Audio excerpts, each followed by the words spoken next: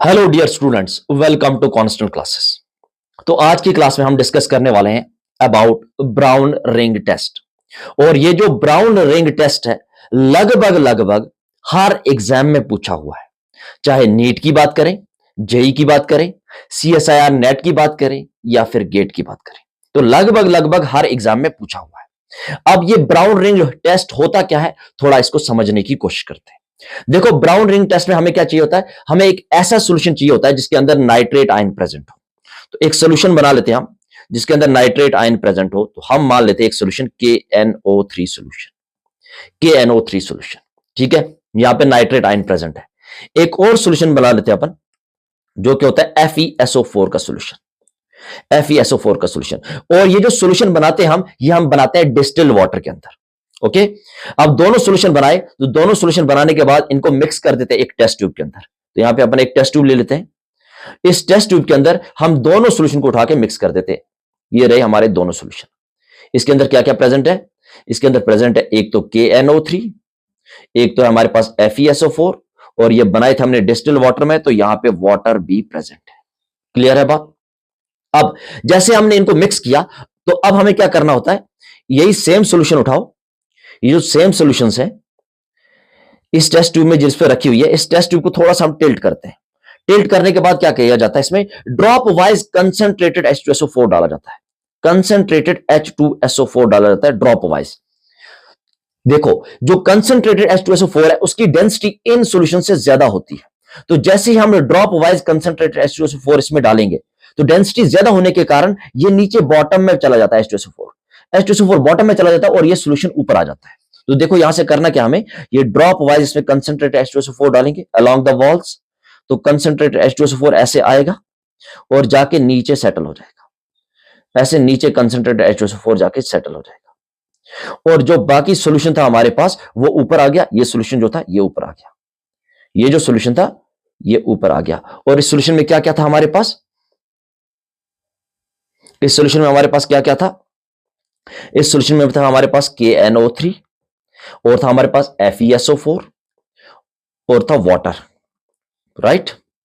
और यहां पे क्या आ गया हमारे पास, कंसंट्रेटेड H2SO4।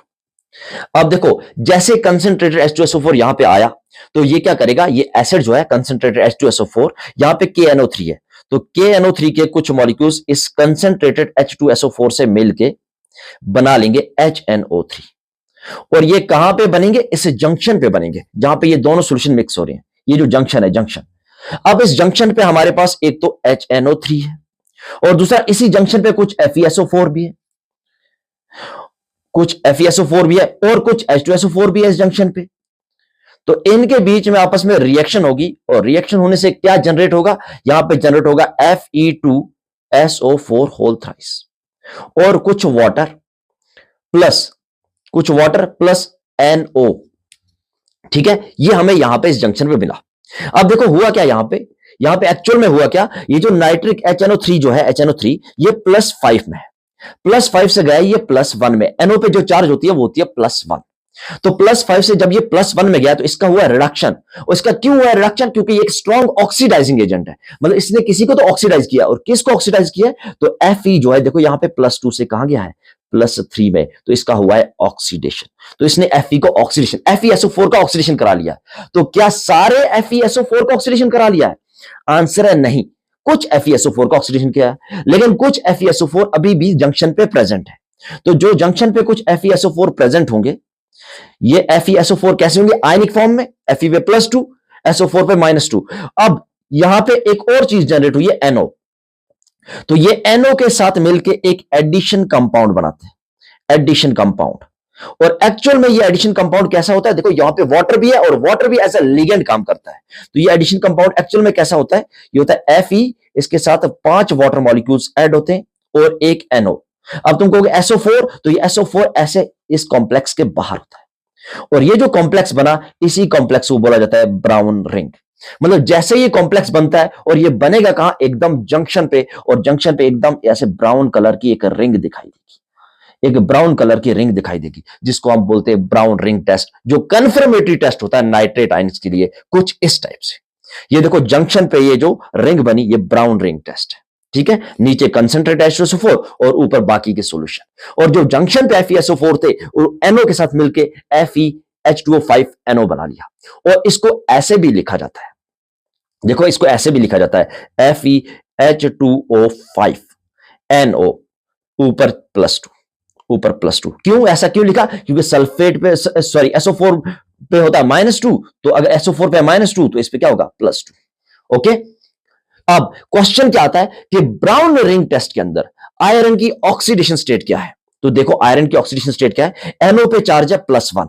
अच्छा, NO पे चार्ज क्यों है +1? अगर तुमने इसका मॉलिक्यूलर ऑर्बिटल थ्योरी के अंदर इसकी डायग्राम देखी होगी तो वहां पे जो इसका लास्ट इलेक्ट्रॉन है वो एंटी बॉन्डिंग में जाता है, और जो लास्ट इलेक्ट्रॉन एंटी बॉन्डिंग में गया है तो ये उतावला रहता है अपना लास्ट इलेक्ट्रॉन लूज करने के लिए। क्यों उतावला रहेगा? क्योंकि अगर लास्ट इलेक्ट्रॉन एंटी बॉन्डिंग से जाएगा तो ऑब्वियस सी बात है स्टेबिलिटी आएगी, तो इसीलिए इस पे हमेशा प्लस चार्ज, बहुत उतावला रहता है ये प्लस चार्ज लाने के लिए। तो इस पे होता है चार्ज जो होता है प्लस, और प्लस चार्ज आने के कारण ये एक स्ट्रॉन्ग फील्ड लिगेंड की तरह बिहेव करता है, स्ट्रॉन्ग फील्ड लिगेंड। ओके, तो अगर हम यहां पे अब चार्ज निकालें तो देखो ये तो न्यूट्रल है, तो हमें Fe पे चार्ज चाहिए, तो x ये है न्यूट्रल, कोई चार्ज नहीं, 0। NO पे चार्ज है 1 इक्वल्स टू इस पे चार्ज +2। अब इस +1 को इधर ले आए तो x बराबर होगा +2 -1, तो x बराबर आ जाएगा +1 के। और यही रीजन है कि हमसे पूछा गया है बहुत बार क्वेश्चन कि ब्राउन रिंग टेस्ट में आयरन पे ऑक्सीडेशन स्टेट, तो आयरन का ऑक्सीडेशन स्टेट होगा +1।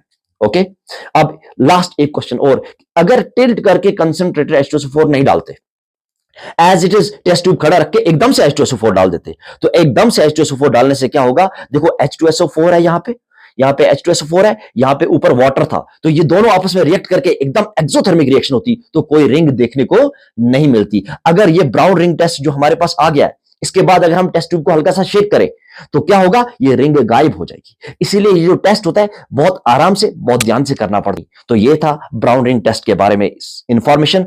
आई होप कि वीडियो अच्छी लगी होगी। तो करना क्या है? लाइक, शेयर और चैनल को subscribe compulsory. Okay, thank you.